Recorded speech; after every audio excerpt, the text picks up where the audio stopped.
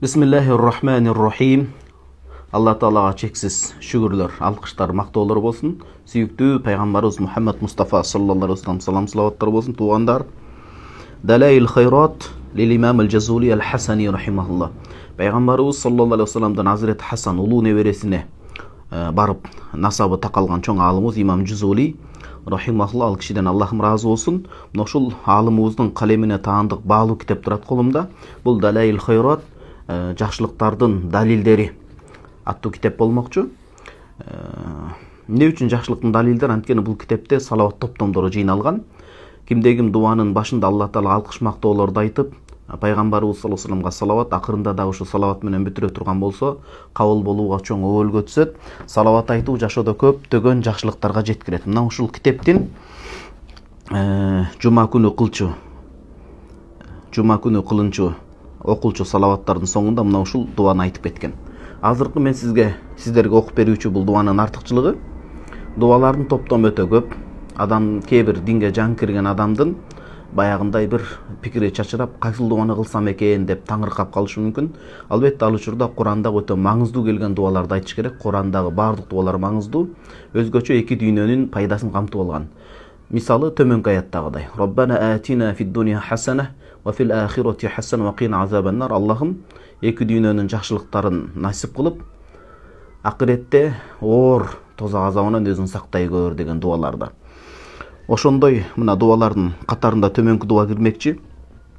Ва ас'алука бима са'алака бихи Мухаммадун набиюка ва ас'алука бима са'алака бихи Адаму набиюк. Пайгамбарыбыз саллаллаху алейхи вассалам, өзүңдүн пайгамбарыбыз Мухаммад саллаллаху алейхи вассалам кандай жакшылыктарды сурап өтсө, жана алгачкы пайгамбар Адам алейхиссаламда кандай жакшылыктарды сурай турган болсо, ошолорду мен сурап кетемин деп атат. Бул кыска, нуска, маңыздуу дуа болмокчу. Имам Жазули рахимахуллах бизге эскертип кетип атат. Пайгамбарыбыз саллаллаху алейхи вассалам эмне деген мындай кыска, нуска, маңыздуу, өзөктүү дуаларды сурап өткөн, ошонун баардыгы ичине камтылып кирип кетет. Уландысы вассалука бима саалака бихи анбияука ва русулук ва малаикатука ал-муқаррабуна саллаллаху алейхи аджмаин. Аллахым өзүңдүн даргөйүңөн, жакшылыгыңан мурдагы пайгамбарлар, мына акыркы Мухаммад саллаллаху алейхи вассаламга чейинки пайгамбарлардын баардыгы, элчилер жана өзүңө жакын болгон периштелер кандай жакшы дуаларды сураган болсо, мен өзүңдөн дагы ошол жакшылыктарды сурап кетемин дейт. Демек, жакшы адамдардын дуасына эргешип кирүү бул дагы чоң бакыт болмокчу. Мына ушул нерсеге сөзсүз биз маани беришибиз керек болот. Сөзсүз биз маани беришибиз керек болот. Экинчи бир дуада бул жерде дагы өтө бир маанилүү дуаны баса кетиптир. Катаал биринчи дуада азыр окулган. Бул дүйнөнүн акыреттин жакшылыктары суралса, экинчи дуада бул дүйнө жана акыреттеги жаманчылыктардан сактоо суранып атат.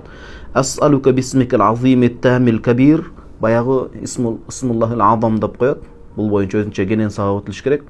Аллах Тааланын чоң ысымы бар. Ал ошо купуя сыр кылып катылган. Аллахтын өзүнүн ысымдарынын ичинде.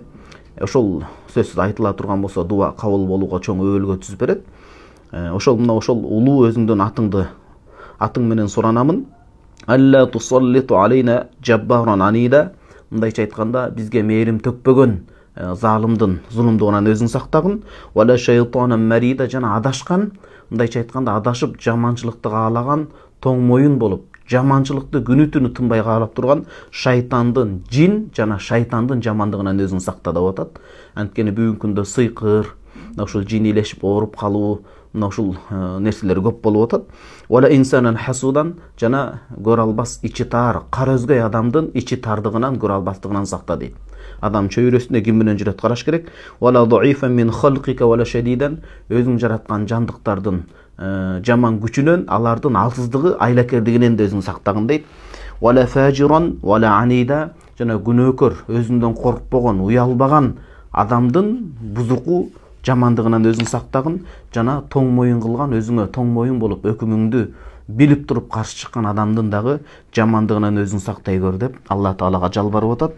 Мына ушул дуаларды эртели кеч Курандагы келген дуа, пайгамбарыбыз саллаллаху алейхи вассаламдын сүннөтүндө келген дуалардан кийин айтып жүрсөк, эч бир жамандыкка мындай бир жолукпайбыз. Кудайым өзү жамандыктан асырап, жакшыга эргештирген болсун, ошого топук берген болсун.